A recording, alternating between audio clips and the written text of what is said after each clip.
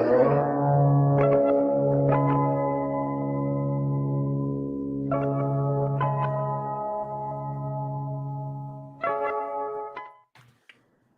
afternoon, everybody. Welcome to Indeed. It's the Independent Wrestling Podcast. I'm Mike Hamley, and before I introduce my co-host and our awesome guest here, man, it's good to have this show on right in the middle of the week when all the news is getting crazy. And you just don't want to open your Twitter feed because the timeline is a total dumpster fire. I'm just so happy to know I could just come here and talk about independent wrestling. That's it.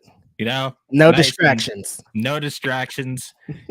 Joined by my amazing co-host as always, Righteous Reg. How you doing, dude? I'm doing pretty amazing, having a great day. It's sunny outside. The Warriors are gonna kill it tonight. It's just like it's one of those days, you know. And my homeboy is in the fucking building today. Hey. One of my favorite wrestlers out here in California. One of my favorite wrestlers in any region. Somebody that you should book in your company out of California because it's time for my guy to step out and elbow some people around the country. That's how I'm feeling about this. Today, we have a very special guest, one of the hardest hitting wrestlers in the fucking world, my homeboy, Alpha Zoe. How are you today, Zoe? What's good with you, my man? Man, I mean, today's a very hot day where I'm at right now. Yeah, it's pretty warm outside. I hate it. I hate it so much. But on the bright side, you know, it's beautiful outside. So, I mean, I can't really complain about that. Yeah. Can you see the temperature in Canada right now? Yeah. I guess. Sorry about that, bro. We apologize. Never mind. Yeah, I mean, I think when I said that. You know how us California boys do. That's how we be. We don't know about that, Mike. That's just how it is. How is the weather affecting your now infamous 2-a-days, Zoe? Is it helping or is it hurting you wanting to hit the gym? Honestly, it hasn't really been affecting me that much. I think work has been really affecting me because we've been on MET, which is mandatory extra time. Mm-hmm. So we work 11 hours rather than the 10. Eesh. So I get off work at like 5:30 in the morning. Ooh.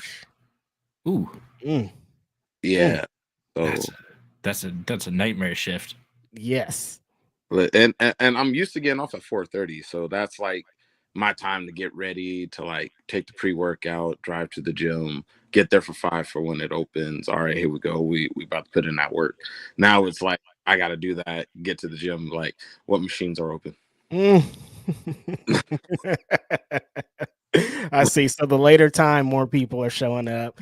That's people don't really understand the lives of an independent wrestler. Just like you said, you're working 11-hour days while also trying to hit the gym, while also trying to get wrestling training in, while also trying to get bookings in. How do you manage it? I mean, it's not. It's a very common thing amongst all wrestlers. How does one like you manage that shit around here? For me, it all depends on like my work schedule. So I work Monday through Thursday. So basically weekdays, all work. That's all it is. Straight work. But if I can get a day off, like if I get VTO or if I feel like using some hours, then I'll go to like West Coast Pro Academy to go train, do that. And then bookings, like I have to respond to DMs and all that, like very consistently. But luckily, I got somebody working on my calendar, so I don't have to worry about setting stuff up like that no more. Hey, let's go. Hey. Yeah.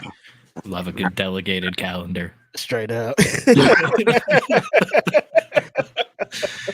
If you could just make the reminders show up on my phone and I don't have to put them in there, that's the life. Easy one.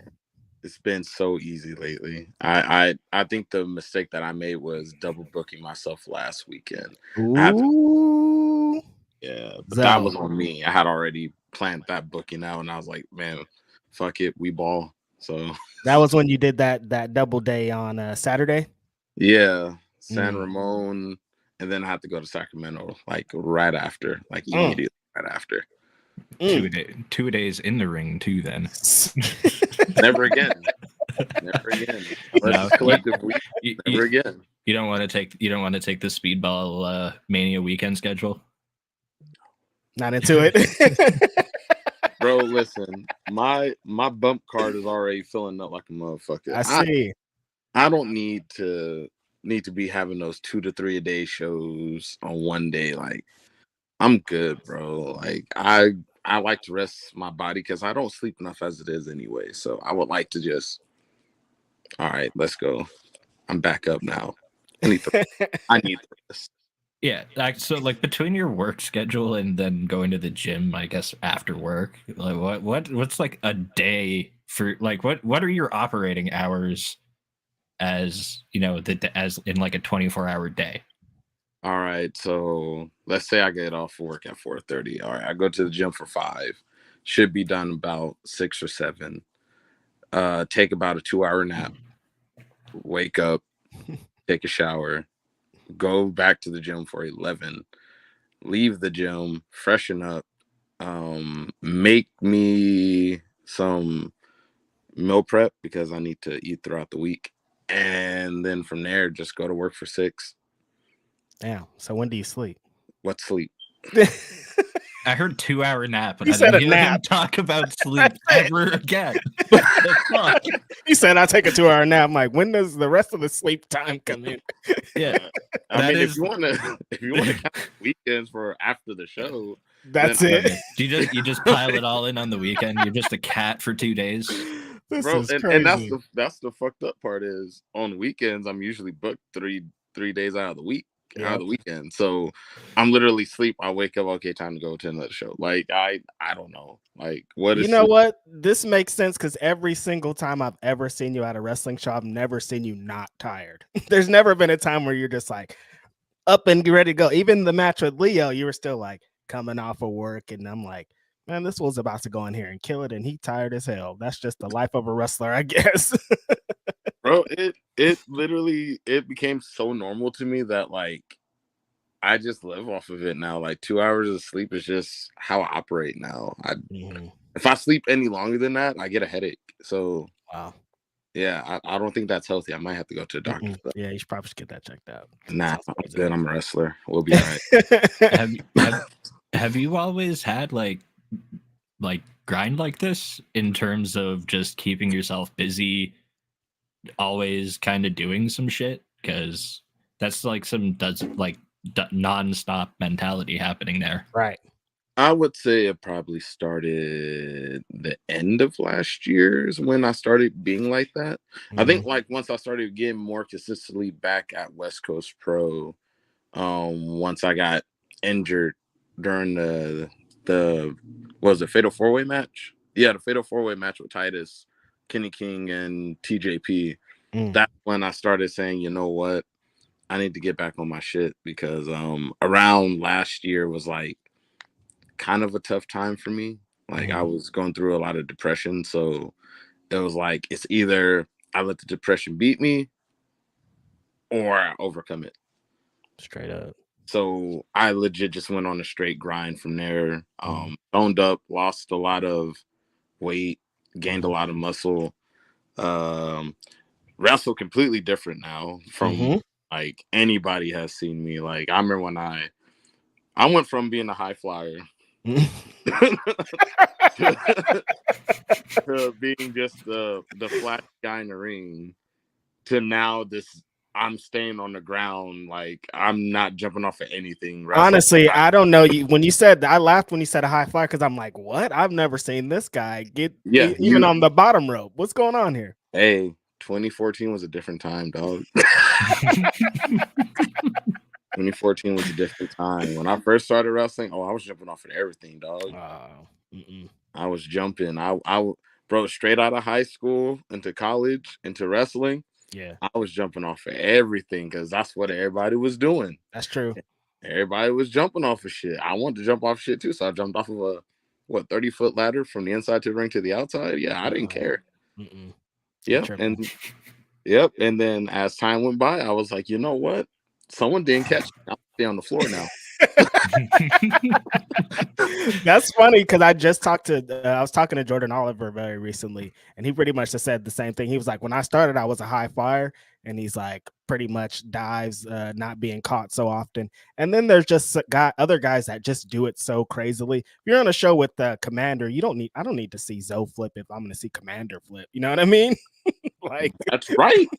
I feel like if I'm in a scramble match with Commander, no one else should be doing the dive. Just let him do it. Just go, Commander. We're good, dog. You got that handled. We'll do all the other stuff. We good. I'll pick motherfuckers. That's it. So what made you make that? Because I've noticed that the in the ring part. How did you go by studying, like, what did you want it to become? Like, what kind of was the catalyst of switching up your style? So I would say it was just the fact that I felt like I was trying too hard with last in-ring style, like being super flashy, being like I'm smooth in the ring, but I tried to be uberly smooth around the ring, like a lot. And it just felt like less is more, you know. Like I follow that a lot now. Like less is more. If I'm in the ring with you, bro, and like I get a hold of you, I'm throwing a 3-piece combo, and then I'm throwing you. And guess what? It's getting a pop. We're good. And it's kind of how I first started off. Like in 2014, I started with that style, and then my trainer at the time was like, "No, bro, like you got the hops. You can do this. You can do that. Just try to be a high flyer." So I was doing it, and then I was just like, I can't do what Will Ospreay's doing, Ricochet. Like, bro, why would I even do this? They're over here flipping off of like the top rope doing the 630. Bro, I could barely hit a 450. Right. And hope that I don't land on my neck. Like it's like, for real. Like, no, I don't have that type of body control to just be flipping around like that. So I just said, I'm gonna tone it down. And then like this year, once I got into like the trunks, bro, I felt comfortable. I was like, there we go. That's it. That's what I needed. Fuck the shorts. Fuck the long tights. I'm in these trunks. I got my kick pads. I'm ready to fight. I just felt content to I make my matches a fight. That's all I want. I want it to be a straight fight. Don't worry. I know how to chain wrestle. I just don't show it a lot. I'm actually very technical. I just don't like to show it. Yeah. I'm weird. Like once we have you know, some of the most technical people like Chris Sabin in the ring, like on the show, or Alex Shelley, I'm just like, why am I gonna chain? Like I look at who's on the card and I'm like, yeah, I'm not doing this. I'm not doing that. I'm good.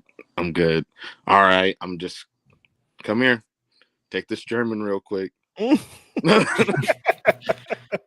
this head kick real quick, dog. All right, let's fight. Let's get down and dirty. That's all I need. That's all right. And my inspiration for that was kind of like Roderick Strong and Samoa Joe, because they were like my favorites, like watching like back in the indies, like a lot. And then Samoa Joe and TNA, I was just like, that's a bad motherfucker. Yeah. he could probably real life kick somebody's ass. So you know, I didn't question him. Never question him. So who is the influence on back suplexing 2 people at once then? Oh, that's me. That's all me. That was all me. It was funny enough, the first time I did that, I would believe it was 2019. Yeah, it was 2019.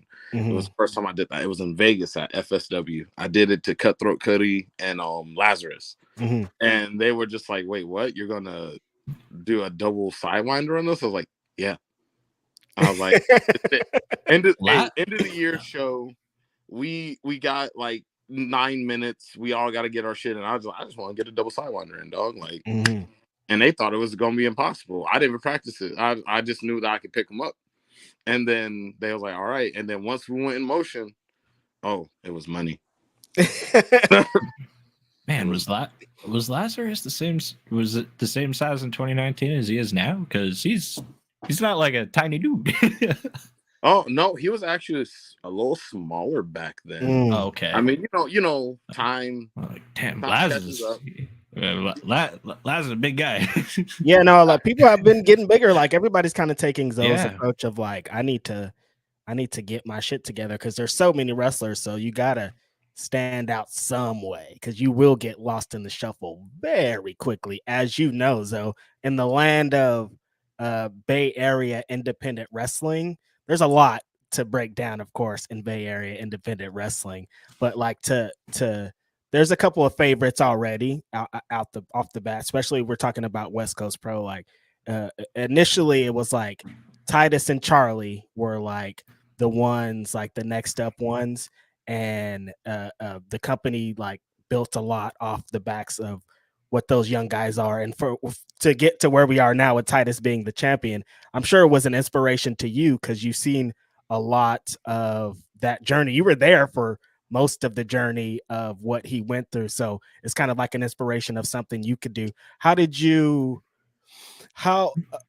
in the Bay Area scene, how did you want to separate yourself from everybody else?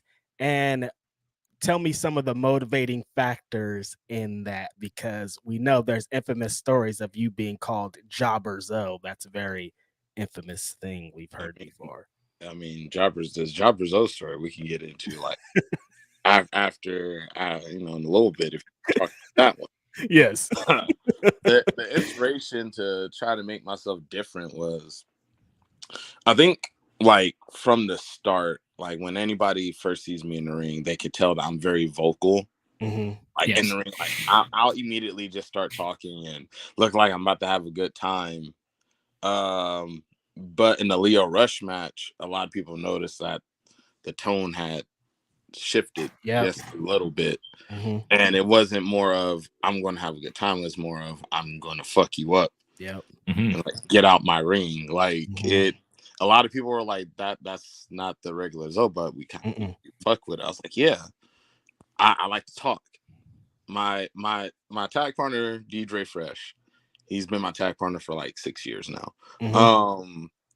He even said, oh yeah, he's the mouthpiece of the group. It's just no one really gave him the time to talk. So now that I'm talking, and like usually if we do promos, I'm the one that kind of ends it. I'm the one that puts the exclamation point in it. So while being able to talk, I back up what I say. Anything that I say in the ring, I'm backing up immediately.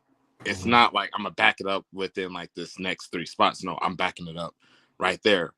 And I told Leo Rush, I'm gonna fuck you up. What did I do? I urinaged him right on the apron. Yep. And that was it. Like it just, I feel like being able to talk in the ring and then using my facials to get the emotion out of the crowd, because I would say my Leo Rush match was probably the most heartfelt, because a lot of people, I'm not gonna lie, I already know a lot of people probably thought I was gonna lose that match. Yeah, definitely. Yeah, like right off the get-go. As soon as he hit the frog splash, people just sat down and was just like, well, damn, Zola. Well, damn. Yeah. Little did you know, Reg, I was dead at you when the frog splash happened. And then when I kicked out, you got so hyped immediately. You like, you wasn't even in the seat, but you jumped out the seat. Yeah, no, I stood up for the whole thing, and yeah, it was an emotional roller coaster for me, just because, as independent wrestling, you're used to the fly in or the big guy. Leo Rush is a big name. That's not like some regular dude. This guy's on New Japan all the time. Like, he's a huge name. So you expect like, oh, he's against Zoe. Like, Zoe's gonna have a great showing, but like, come on, you know what time it is. And then you kick out of this frog splash, and I'm like, oh, I know what time it is. And then it was that time. It was just like, it's perfect. It's funny that you say that too, because legit, probably like 3 minutes into the match, Mike is in my DMs like, yo, Zoe feels different in this match. He like something about what he's doing here feels different. And I was like, yeah, man, it's different for this Leo Rush match. That Leo Rush match was like Zoe 100% on his damn grind. It's crazy how it happened. Yeah, you know what I mean? That was during the match.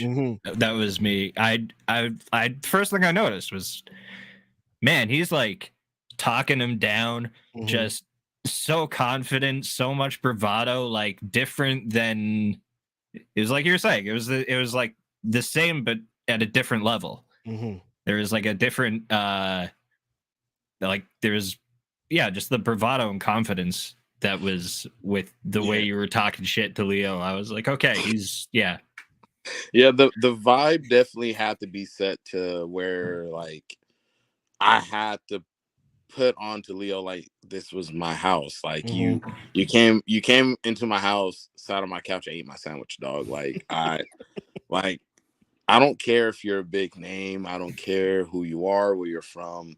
You come to West Coast Pro and you're dealing with me, it's not an easy issue to get over. I'm going to give you the fight of your life now. Like, even though I was part of the conglomerate, for what, a year? Yeah. The conglomerate, and I was just doing this tag stuff. Like, even when I wrestled Masha, it was like, oh shit, Zoe's brawling with Masha, and he's not really smiling about it. He's literally trying to kill her. Yeah, that's about right. That's what I was aiming for. I lost, but it happens. It takes time. And I told the story of, me versus Masha was one thing. Now I'm facing Leo Rush. You think that within that time frame I was going to be the same? No, I wasn't. I definitely wasn't going to be the same person. A lot was riding like on my shoulders around that time period too. Like, if I would have fucked up in that match, ideally I felt like I was just going to be put on the back burner again. So I couldn't fail. It was literally I can't lose. Like, mentally I can't lose at all. One fuck up, it was done. I was going to be done, because it for me, I felt like, because it happened before at West Coast. Like, I had one bad match, and not a lot of people remember that match, which is good, but I wasn't on the show for quite some time. What match was it? I don't remember either. Good. Let's keep it that way. so doesn't want people pulling the IWTV up. No, you're right. Speaking of matches, real quick, Scott, the next match, Kid Zombie, is this guy against Calvin Tankman. Big dog. Let's book that match. Tank and Zoe. It's a fucking fight. That's the next one up. Putting it out in the universe. Let's do this, baby. We going crazy. There's see them big hits. There's another name on that card that I really want to see the match, though. What's that? That's Brian Keith. Oh yeah, remember that slap in that 6-man. I want to see Zoe and Brian Keith get their hands on one another in a singles.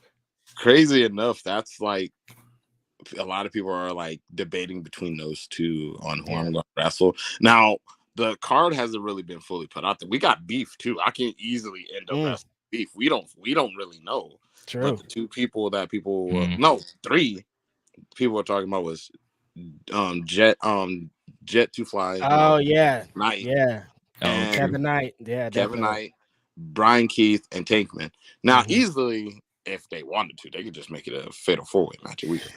I mean, we talking money right now. We talking money right now. Money, or make it a triple threat.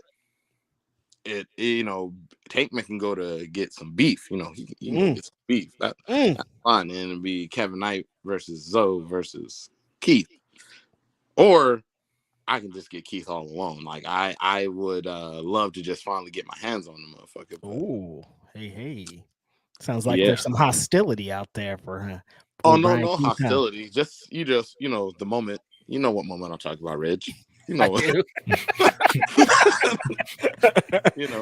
into the ring together. You know what moment happened. We just ain't gonna say it on the podcast. Right now.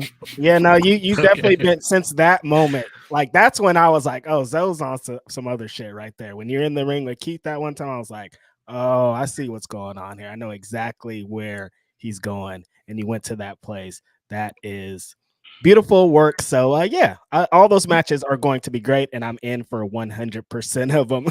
You brought up your tag team partner, DJ Fresh.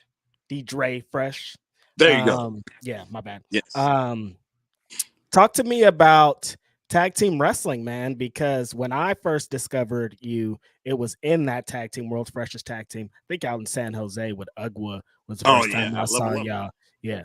Yeah, I think it was Level Up. Yeah. That was the first time I saw you guys do your thing. Talk to me about tag team wrestling, because it's not over. You guys are still out there. You just had a match last Sunday tag team match at UGWA again. So talk to me about using tag team wrestling to also up your game. I mean, like tag team wrestling is just it's so fun and easy to me. Like I enjoy it because it really showcases two people going against two people. Like what vibe did each person, like each team bring? Like even though people like to call us the Street Profits, even though we were made first, but we're not going to talk about that. No, we're not going to talk. We're not going to talk about how the Street Profits literally took our interest from curtain to curtain, but it's all right. You know what? I've never thought about it, but wow. Now that I think about it, wow. WWE, I'm gonna need some money, dog. I'm just over here. Here. I don't watch WWE at all, so I don't understand the reference. Wow, it's crazy. Like if we line them up side to side, he'd be like, "What the hell's going on here? This is crazy." Really? Yep. Because I'm at one show in Sacramento. I remember me and Fresh made an entrance, and this lady was doing this to us, and I immediately stopped. I jumped down. I was like, "No, we don't do that. We swivel our fucking hips." And I got back on the apron and started swiveling. So she started swiveling. I was like, "Thank you," and I got in the ring. Like, we ain't doing none of this. We don't. No, just stop that. But like tag wrestling has just been. It has a special place to me because me and Dre, we would put together at a taco festival. Wow. As a one-off. I love California, man. That's a California ass sentence right there. No, we were put together at a taco festival. Good things happen when tacos are involved. That's true. And San Jose. Of course. Of course. If you were to say where was it at, San Jose definitely was. San Jose. Tacos. They had margaritas. They had it all, dog. And it was supposed to be a one-off. And then they was like, "Hey, can you guys wrestle again?" And we was like, "Sure." And then we did it. I might have been at that show now that I'm thinking about it. Because I did watch some wrestling at a taco festival. Was that at the Royal Stadium? Yeah. Yep. Yep. We wrestled. I had some good tacos too. You said margaritas, and Reg was like, "I think I know this show." I'm like, tacos and margaritas. I might have been there. Yeah. We wrestled the Honor Society, and then we wrestled a random team that was put together. And then after that, like on our way, on like the drive back, me and Fresh was just like, "You know what? We might be able to make some money off of this." And then we ended up training together, and then from there, we just blew up, dog. Like I feel like once you find that person that you can just team with, like me and him don't have to call nothing to each other. We don't have to say what tag move we're gonna do. We're like, all right. So that's what's going down. All right, cool. And then we'll get up and walk off, and then like, okay, they know what they're doing. Yeah. We are very confident in our ability to be a tag team. Like, I love it. Like the conglomerate, love it. But I don't know what's going on there. But yeah, moving right along. Bypass. Yeah, we'll just hurry. All right, but like timeline. So timeline of events wise, like I want to go back a little farther here. We're going back. Yeah. Yes. I'd love to. It sucks. There's snow here. Oh, you get snow now too, though. So never mind. We don't like it over here. Climate change. It sucks. Yeah. No. That's. Oh, maybe that means it's gonna get hot in Canada, though. It's possible. It's gonna get hot. It's possible. Yeah. It's just also gonna get hotter in the places where it's also hot. Love it. Yeah. All right. So I wanted to take it back. Like, so what?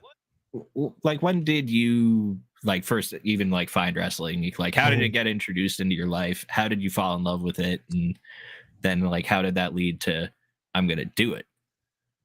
Funny enough, okay. I was just like 2 years old watching pro wrestling as a child. Like that's all I knew. We had the action figures. My older brother always used to beat me up and hit me with a pillow, thinking it was a chair. Yep. And then at some point, I think I was like 8. I speared my brother through a closet. I bombed me through 2 of my beds. So at some point, I just didn't have a bed, so I had to share one with him. Yep. And then this all sounds very familiar. I've done like everything you're saying. I'm like, yep. Hey, black household, you know. Yeah, straight up. Yep. And then like I wrestled in high school, so like at some point I was just out here, double legging people, crossface, come here, banana split. Then I got injured. And then I got to college, got injured on the off season. I was just like, bro, what am I gonna do? So while I was doing drama, because I like to act too. So it was already there. I did that in high school. And some dude that I know, his name is Josh. He was like, "You're a wrestling fan, right?" I was like, "Yeah." He was like, "You want to train to be a wrestler?" I was like, "Sure." I was like, "Where?" He's like, "Yuba City." And I was like, "All right, then I guess I'm heading to Yuba City." What time? He gave me a time, gave me the place, showed up. I think that was that was like 2014 right there. Yep. And then I was over in Yuba City wrestling with most of the people that you see on like SPW, all these taco festivals that you see going around. Like I've met them like when they were like super like young. So that's even crazier. Like Sir Samurai, like he had black hair when I first met him, dog. Like now he's gray hair, you know, getting up there in age. Joe DeSoul from Hood Slam. He had longer hair. He actually gave me the vest that I used to wear, the sequence vest. It was black and white. He gave that to me when me and Fresh first started teaming. And then someone broke into Dre's car and stole all of our stuff in Oakland. It's the Bay. It's Oakland, baby. You know. Yeah, we got bit. But after being introduced, like I was like, cool. I'm gonna be a professional wrestler now. And then like that's when I told you guys, like, I was like, yeah, I'm gonna be a very grounded wrestler. And then they was like, no, we want you to be a high flyer. You got all this athletic ability, yada yada yada. So they put me under a mat. So that's where we hit the high flyer. All right, so everything is they put me under a mask. It's crazy out here. It's wild. Bro, they put me under a mask, and I believe in that show, that's when I first met Brian Cage too. So I met Brian Cage at that show. It was cool. He wasn't as big, but I was still a big motherfucker. Yeah. But I was known as Haiku. Haiku, Zoe. I wasn't even Zoe yet. I was just Haiku, dog. Haiku. Are you serious right now? Dead ass, and I'm not even from New York. Oh my god! Imagine if you were still Haiku. Oh, you'd have to deliver all your promos in 5-7-5 syllable format. Oh my god, it's crazy. Evidently, that was just how they started off their students. Yeah. And then they got their names and can do whatever. But sadly, before that can even happen, that place shut down. So now I'm stuck in the little loop of where am I going to train at? So I just started training in different areas whenever I had time. And at one point, I wrestled in Chico. I'm going to get into this story. I wrestled in Chico, and I had just like got all my new gear, you know, Lucha, you already know what's up. And I wasn't even Alpha Zoe yet. I wasn't even given that name yet. I was Little Big E. Little Big E. There's a clip somewhere on the YouTubes of me being Little Big E, and two white boys are Xavier Woods. What are you saying right now, Joe? Dog, it was a crazy time. What? It was a Little Big E and White Kofi and Xavier Woods. This is nuts, bro. But these motherfuckers in Chico ate it up.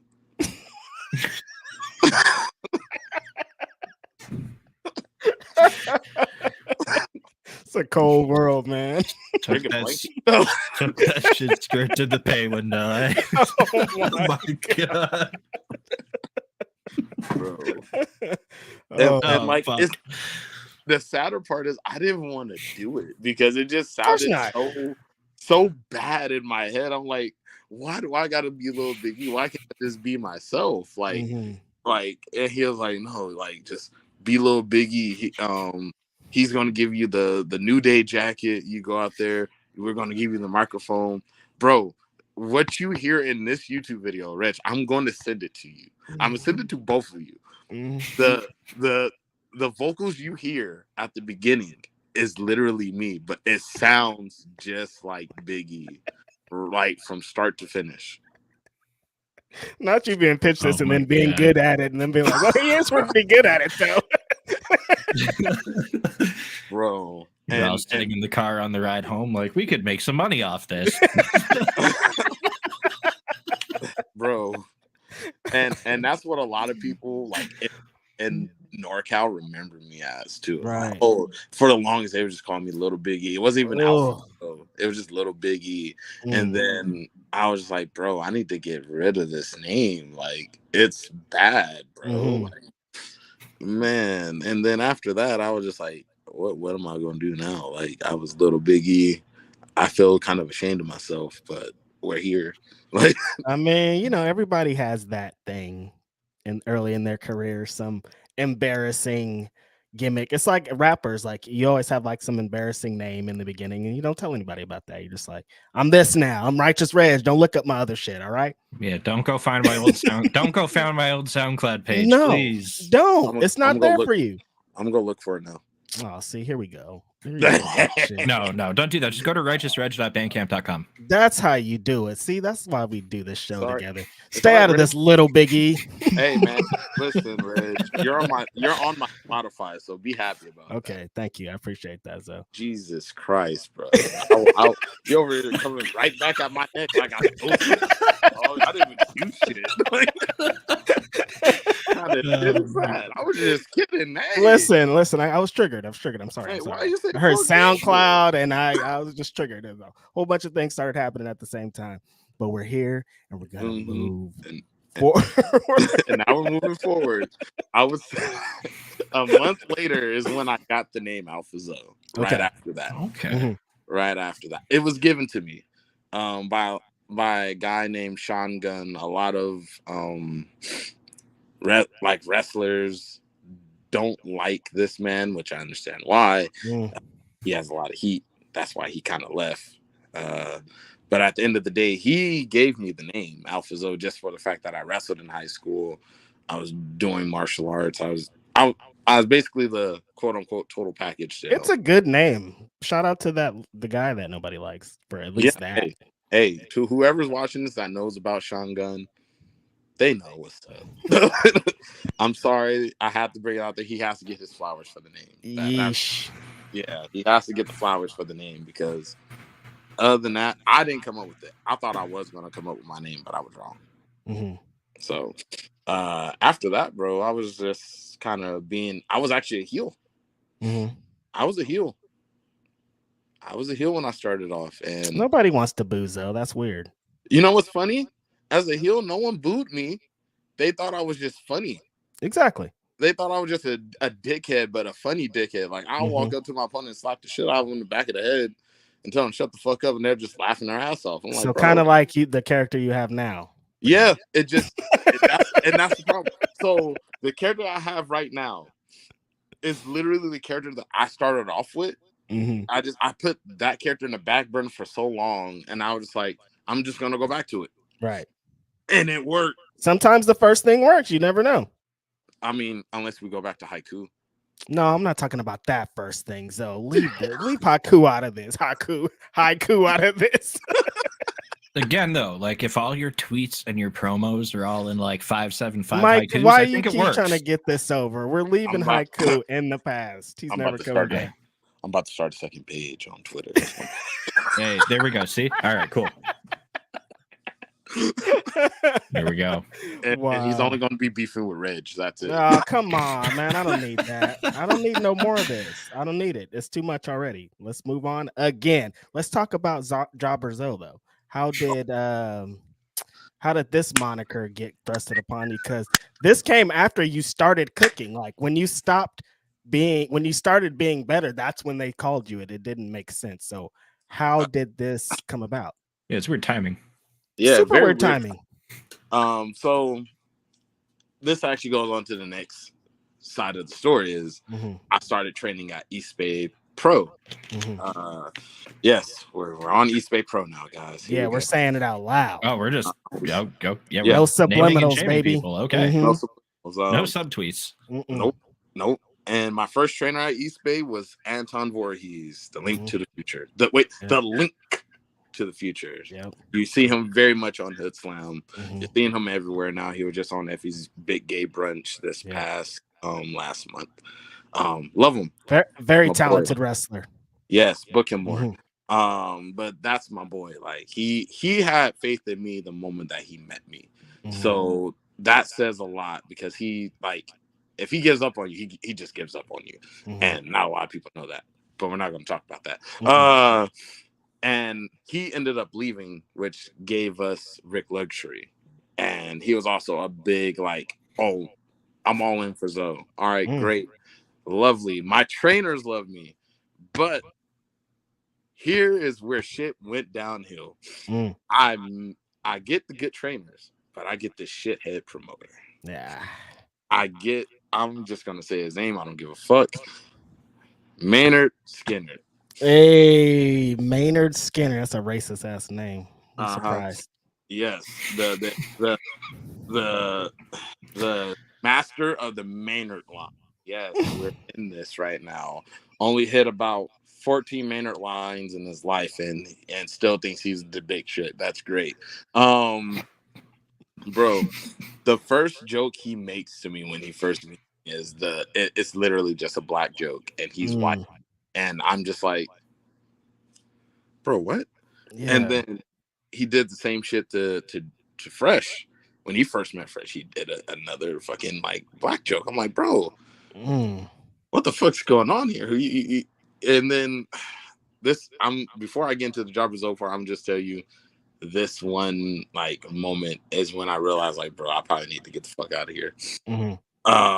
So basically, like he was all like, how can I be racist? All my champions are black. And at one point, all of his champions were black. But that doesn't mean you're not a racist, right? Yeah. So the tag champs at the time was me and Fresh. The women's champ was Aaliyah Mia Sweets. I love you, Aaliyah. We miss you. And the champion was D-Rogue. All right. Nothing but color. That does not stop the fact that you are racist. Yeah. Or you might be a racist. It's still there, dog. You wear a trucker hat. It's bad. Like, and you wear cowboy boots. And he has leather skin too, doesn't he? Bro. It was just horrible. Like it just made no sense. And then at some point I just decided that I wasn't learning on nothing at East Bay no more. Like I had to expand my horizons. So I started just training elsewhere, like at like Stoner U. Went to Pacifica to go to some training seminars there or just trained over there. And now we get to the part when I started just cooking. Like now I'm doing all this stuff. And then he tells, because my friend Noah Watts, he was a great videographer. He wanted to become a pro wrestler. So, he was doing that. And then he went to go train at East Bay. So did Robert Taylor. But he's in the Air Force now. So salute to my brother. They were sitting there. And I guess that they were talking about me like this, like, yeah, Zoe's doing such a great job right now. His career is like skyrocketing. And then Maynard pops up out the blue. Who did he ever beat? Sir. Who did he ever beat? Come on, dude. Weren't you his tag champion at some point? Like what? He beat a bunch of people to win your tag team championship, bro. Wait, who did he ever beat? He just goes to all these other shows and just jobs out to everybody. He's just a jobber. And then him thinking that they're not going to tell me. That's the first thing they do. They message me and tell me this shit. I'm like, bro, I'm over here just trying to do good in this wrestling shit. You know how hard it was just to come back from the pandemic and then start doing shit? The pandemic fucked us all up. Yeah. Bad. And now he's trying to fuck me over by saying this shit and get in my head. Like, bro, don't be mad because your company is now going downhill. You're not selling out like how you used to because me and Fresh are not there. That is your fault. You made a conscious decision to continuously make racial comments, be either like making transphobic or homophobic fucking comments and all this other stuff. Like, bro, it's your fault. It's your fault. Everybody walked out. Surza walked out. I walked out. Cliff walked out. D-Rogue walked out. Aaliyah left. Bro, it was... I don't need to say anymore. We know where we're at. Yeah. Yeah. So I happily got the shirt Jobber Zoe made, and I wore it on the show. Yep. And people loved it, and I was like, when are we going to get a Jobber Zoe shirt? And I was like, I don't know. You don't like money, though? That's the thing. Scott told me straight up, don't sell that shit. Yeah. Yeah, true that. Right. Yeah.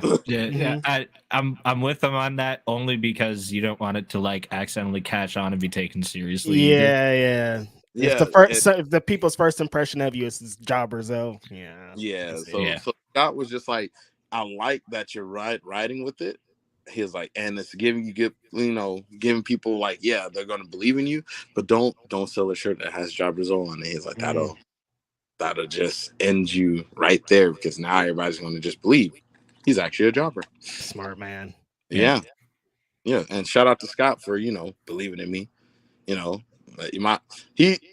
He puts on so many great shows. So it's just crazy that like when he put out that tweet, like I don't know who put it out first. It was either Lee Moriarty or it was Scott, but somebody said that I was next up, like right after the 6-man tag I had with AJ Gray and Juicy.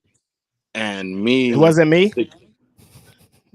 You said it a long time ago. Okay. I just wanted to be out in the air, out loud. That's it. It just took a while for people to catch on, because I was telling my story. All right, there's layers to it. I tell my story. That's all I do. I just tell my story. I don't have to do no super spot just to get over. No, I like telling stories. That's my shit. Storytelling is my shit. Wow, he said the word. There you go. That's right. I said it. That's right. That's right. Yes. Fuck it, we ball, bro. We going in. We going in. Yeah, we going in. So like, I like telling stories. Like from the moment that we were supposed to be beefing with Los Suavecitos, like I put tweets out like, I'm gonna fuck them up, fuck them, fuck the plane that they flew on, fuck them shoes, fuck their long socks, like all that, whatever. And yeah, no, it was just me.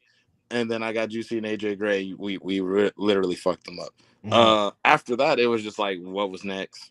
And funny enough, this is when we get into the Leo match. Now, I didn't know I was wrestling Leo Rush when he was announced. I did not know. Me distinctively, I knew I was going to be on the show. I just didn't know who I was going to wrestle. I didn't know if I was going to be doing tag team or I was going to be in a random 6-man again. So I'm over here chilling, minding my business, as I should, because I like to live a regular life from time to time.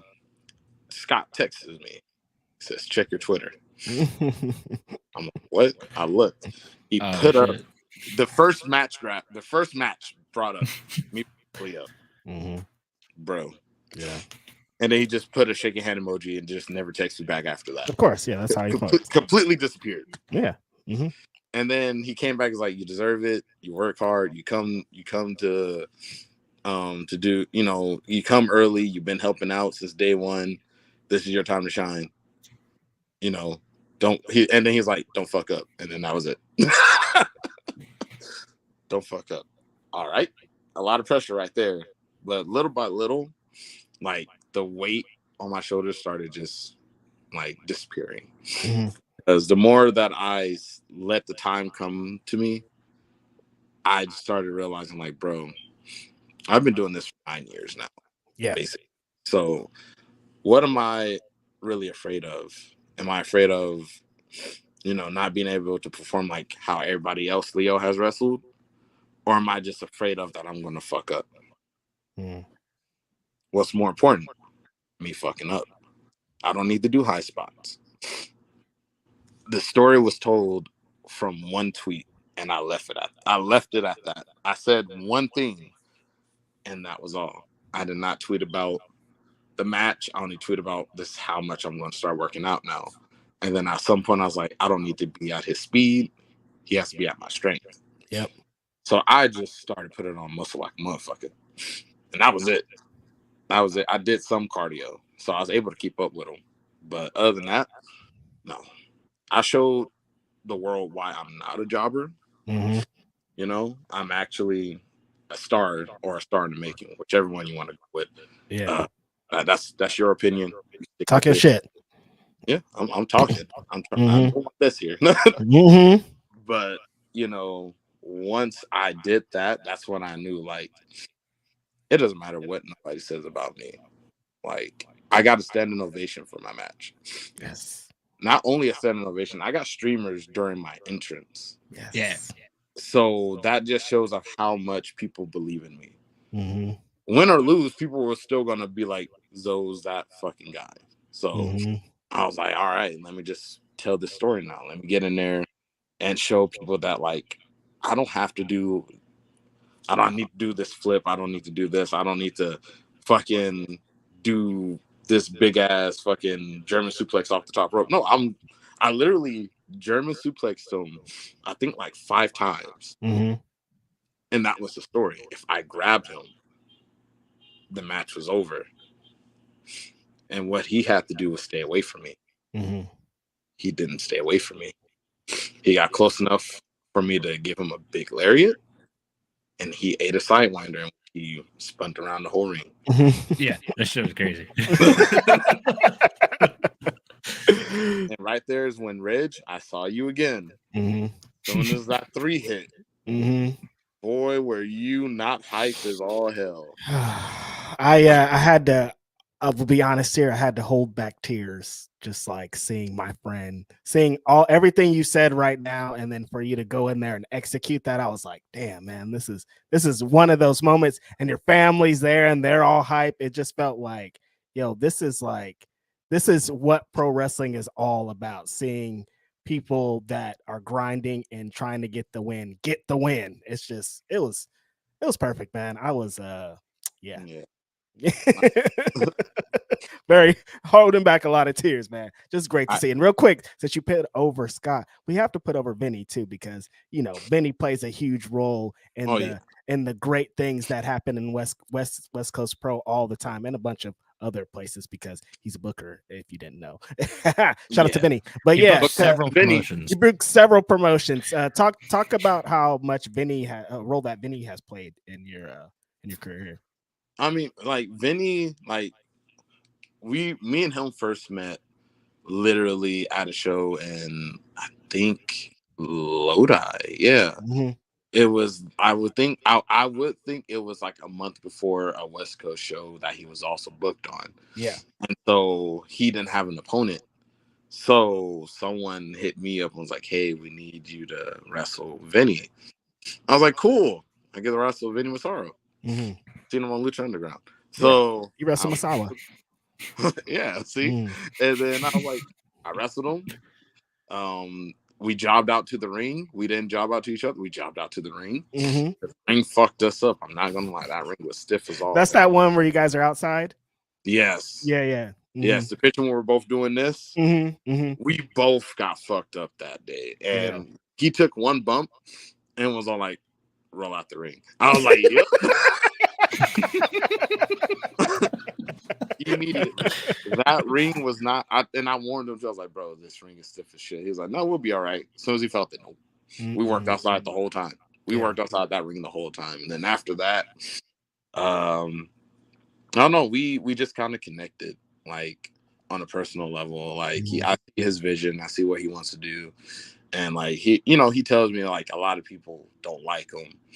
I was like, but that's old Vinny. Like people are latching on too hard to probably who Vinny used to be back like in the days. But like how Vinny wants to actually help the wrestling community build up and be something. Like he wants to help the younger talent actually get over. And not a lot of people are still seeing that. Like at this point, Vinny's my trainer now. So it's just like, I see your vision, bro. Yep. I see everyone's vision, but I would like for everybody to just come together and just be one unit. And he wants that too, but obviously, it's impossible. Workout wrestling, it's all right. But Vinny's he's really a genuine guy. Like he just wants everybody to enjoy wrestling.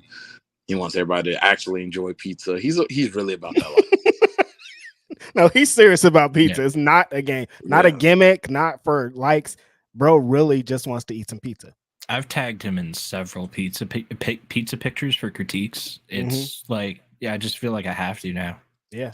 Hey, you got to, bro. There's no other Mhm. way. If you ask Mhm. somebody else, he might actually hit you with a wrong forearm, bro. That's true. You don't want that. You do not want those problems. I don't trust No. anyone else's opinion on pizza anyway, honestly. That's True. right. That's right. That's what I like to hear right there. But now that like underneath my belt, I got Vinny, I got Anton, and I got Rick Luxury. And those three right there, each of them hold has their own specialty. Vinny is like very hard on like building up the match. Mm-hmm. Rick is very hard. Well, so is Vinny, but very hard on just the normal stuff like being able to run the spot, doing the simple stuff to make sure that it gets over and make sure it's crisp. Yeah. He's like that too, but I would say his character work is where he really shines, and his creativity with moves. Mm-hmm. So that's where you get me. Hi, I'm Zoe. I was Wow. created by three of like the best NorCal wrestlers, ever. That's And amazing. that's when the double sidewinder was born. Hell yeah. Beautiful, So, man. yeah, it's been a very long run, bro. I can't complain about it this year. Last year I was hitting my stride, but now I'm actually hitting. It's just now getting more bookings out of California. Like I'm heading to Vegas next month. Right. Nice. I'm already booked for that AEW weekend, so I'm excited. But I just want to go out to like Philly, Chicago. Mm-hmm. I just want to wrestle everywhere, bro. Like if I have people saying I should be on freelance wrestling, beyond wrestling, and all that, like just do it, guys. You know what? Hey, Will from fucking Prestige, where you at, dog? Where you at, bro? Speak on it. No, for real. Bro. Come on, Will. Mm-hmm. Will, I need to talk to you, dog. Yes. Because you said I was doing good shit. All right, bro. I need my time on your show now, dog. Again, not the cross show. I need to be on that real show now. I got to be on the whole thing. Bro. I'm telling you, I'm ready for all the shit now. Yes. Ready. I'm very much ready. I'm very confident in my abilities now. So I just need it now. Fucking need it. They need to give it to me. Give me what I want. All right. So then in the anime saga that has been your career so far, we've had the training arc, and we've had the kind of like down arc, but then we've had the build back up, the kind of the redemption arc. You've discovered your powers, you've harnessed them, you're really like you know what the fuck you're doing with these powers now. What's the next arc you want to write for yourself? Well, besides getting signed, I think my next arc is winning the West Coast Cup. All right. Okay. All right. He putting it all the way out there. The West Coast Cup. I'm not holding back on that. It's bro, I lost literally the first round of last year's tournament. True. And it's been kind of bothering me for quite some time. Like, cause I had it and I got caught. And that was just because I was like too antsy. I'm not antsy anymore. I'm just gonna go out there and do what I gotta do. I'm here to handle business now. If I need to win this cup to prove that I'm the next one up. If I don't win it, bro, all this was basically for nothing. It was all for nothing. And then depending on whoever has the belt, whether it's Vinny, whether it's Starboy, whether it's Titus, or somehow fucking Jacob Fatu gets it again, I don't know. That title is next on my list. And I would, like, at this point, I've won 9, maybe 8 to 9 titles in my year career now. Like, and funny enough, all that happened within like 1 to 2 years. Right. All those titles, 1 to 2 years. I need to win the West Coast Cup and become the new West Coast Pro Heavyweight Champion. It's not that I want to; it's I need to.